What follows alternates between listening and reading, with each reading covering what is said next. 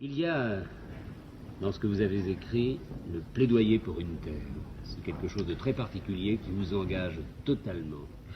Oui. Et vous allez vous engager. Bien. Alors, pour s'engager, il faut mettre les lunettes.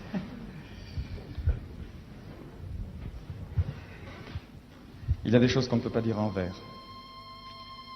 L'autre jour, j'étais dans le métro et j'entends deux dames dire « T'as lu le journal encore, ces juifs avec leurs histoires?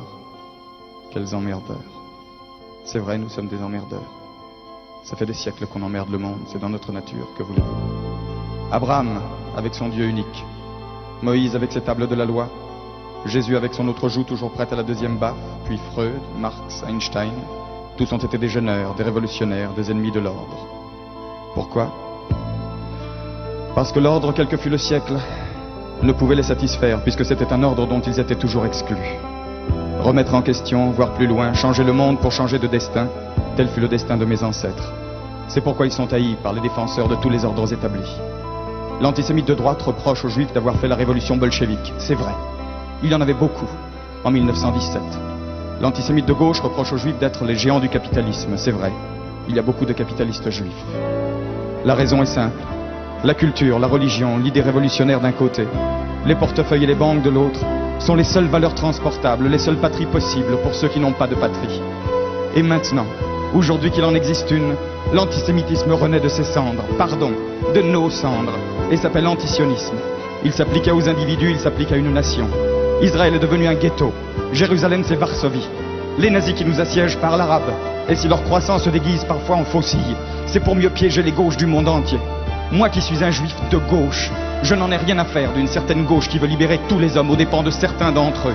Car je suis précisément de ceux-là, d'accord pour la lutte des classes, mais aussi pour le combat et le droit à la différence. Si elle veut me compter parmi les siens, la gauche ne peut pas faire l'économie de mon problème. Et mon problème est simple.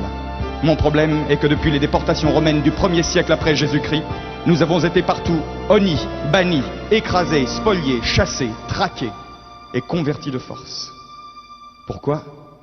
Parce que notre religion, notre culture était dangereuse. C'était un exemple de démocratie. Vous voulez quelques exemples? Le judaïsme a été le premier à créer le Shabbat, c'est-à-dire le jour de repos hebdomadaire obligatoire. Vous imaginez la joie des pharaons toujours en retard d'une pyramide. Le judaïsme interdit l'esclavage. Vous imaginez la sympathie des Romains, les plus importants grossistes de main-d'œuvre gratuite de l'Antiquité. Il est dit dans la Bible, la terre n'appartient pas à l'homme mais à Dieu.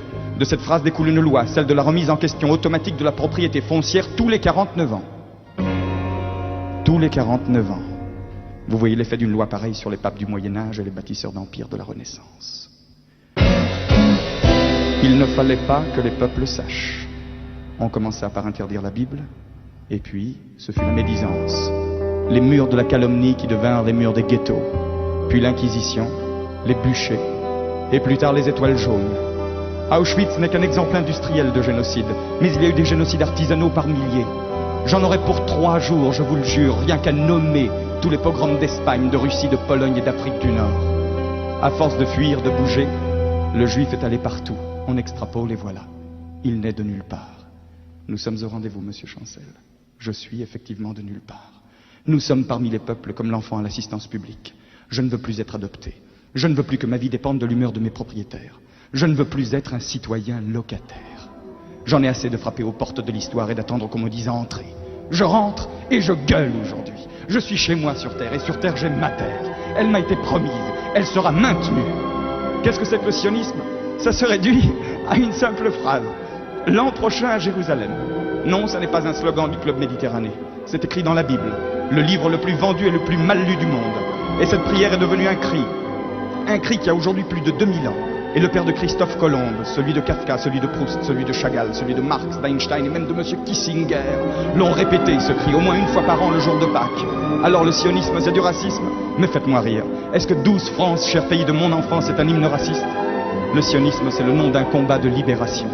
Dans le monde chacun a ses juifs. Les Français ont les leurs, ce sont les Bretons, les Occitans, les travailleurs immigrés. Les Italiens ont les Siciliens, les Yankees ont leurs Noirs, les Espagnols ont leurs Basques.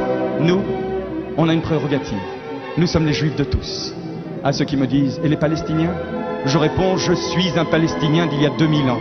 Je suis l'opprimé le plus vieux du monde. opprimés et quelquefois et souvent même supprimés. Je discuterai donc avec eux, mais je ne leur céderai pas ma place. Il y a là-bas de la place pour 2 peuples et pour 2 pays, pour 2 nations.